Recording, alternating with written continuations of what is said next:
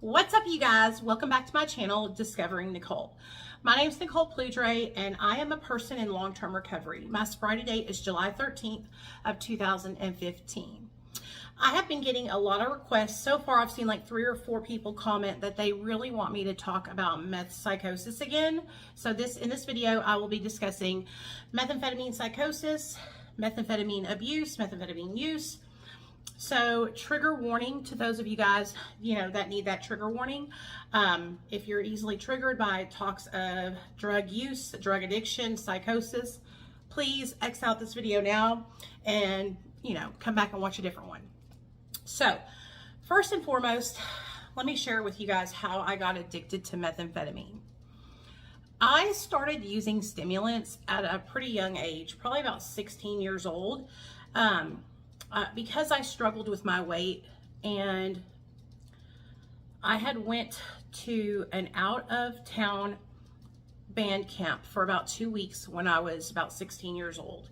While I was at band camp, I started to starve myself. I would only drink a Diet Coke, one Diet Coke, and one Snickers bar every single day, and the rest of the day I would just drink water. And I lost like 20 or 30 pounds whenever I came back from that 2-week trip that I was gone at. When I came home, I got so much positive reinforcement and positive attention for the amount of weight that I lost, and so many people could tell that I looked different, that it really fed that part of my brain that was like, oh wow, you need to keep doing this. So I talked to my mom and got her to take me to the doctor, and I begged my doctor to prescribe me medication to help me lose like 10 more pounds. I think I maybe weighed like a little over 150 at the time, and I wanted to be 135, which was like my goal weight for the size and height that I was.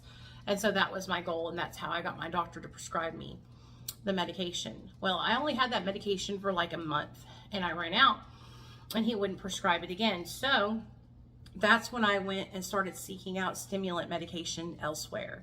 And at the time, you could buy ephedrine across the counter, pills that had ephedrine in them. And so that's when I started buying mini thins, stackers, Herbalife, Hydroxycut, that kind of thing. Well, going into my junior year was the first time that I really started drinking alcohol and partying. And I tried methamphetamine for the first time with my friend Marcus. He was smoking it out of a bowl. I hit the bowl, and I immediately fell in love. When I hit that bowl, I could feel my hair growing out of my head. I could feel the hair growing out of my arms. My mind immediately felt heightened and aware and clear. And so I wanted that feeling. I wanted that feeling every single day. So that's when I started seeking out methamphetamine on my own and buying it. And by the time I was 18 years old, I was fully addicted to methamphetamine. But at this time, I was only smoking it, snorting it, and doing hot rails. A lot of you guys always ask me what a hot rail is. A hot rail is when you take a glass pipe with 2 open ends, you heat one side of it, put the cool end in your nose, and then snort the line, and it will make it turn into vapor, and you'll blow out smoke. That was my favorite preferred way of use. But while I was smoking, snorting, and hot railing it, I never experienced psychosis. It wasn't until I shot methamphetamine for the first time that I started to experience methamphetamine psychosis. My psychosis, it crept up on me. It was little things like seeing a shadow that wasn't like a shadow person or the outline of a person, but they weren't really there. Seeing something on the TV that wasn't really there. The longer I stayed up, the more intense my psychosis got. And it quickly started turning into me talking to people that were not really there. Me interacting with my hallucinations, auditory and visual. This went on for years. Anytime I would stay up for past 2.5 to 3 days, I would start to go into psychosis. I have hallucinated that my husband had a woman in our bed while I was laying in the bed with him.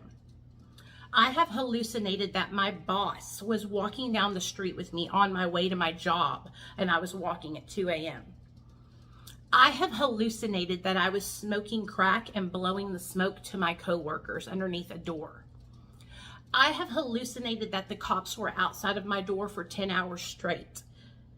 I have hallucinated that there were helicopters above and they were coming to bust in my door. I have hallucinated that my boyfriend, who at the time had one leg, was rolling around in the trash can, popping in and out of the trash can. The hallucinations, I can tell you, are endless. I have hallucinated that Cy from Duck Dynasty was coming out of a vent in the fucking ceiling. I have literally talked to my hallucinations.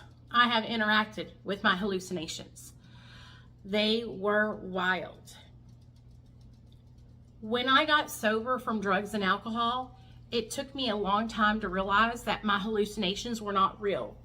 Because at the time I thought, oh my God, like, did that really happen? And I was questioning my reality. But for me, once I got sober, I started to heal and those hallucinations went away. There are some people that are not as fortunate as me, and their hallucinations don't leave. Or they exacerbate an underlying mental health issue like schizophrenia that continues on after they get sober. And this is not my experience. So a lot of you guys ask me about people who are still seeing their hallucinations and they're sober. And that's not my experience. Once I got sober, my hallucinations went away. If you are somebody who is still experiencing auditory and visual hallucinations after you have gotten sober from drugs and alcohol, I want to encourage you to please go to the doctor and get checked out, because it could be something very serious that could be addressed with medication and treatment and therapy. If you're someone who loves somebody who's struggling with addiction and has psychosis, please be careful and protect yourself. When I was in psychosis, I could do anything. I really thought that what I was seeing was there, and you cannot convince that person otherwise. So the best thing you can do is protect yourself and your loved ones, because the person that's going through the psychosis, they can become violent, or they could be really hurt and wanting to hurt others, or they could be as happy as a clam and really, really, not hurt anybody. They could be harmless, but you never know. It's something that you don't know. It's just like, you have to protect yourself. And so my best advice to anybody that's struggling with a loved one that is in meth psychosis is to have that person Baker acted or committed, because they are a danger to themselves or others, and let them get the help that they need.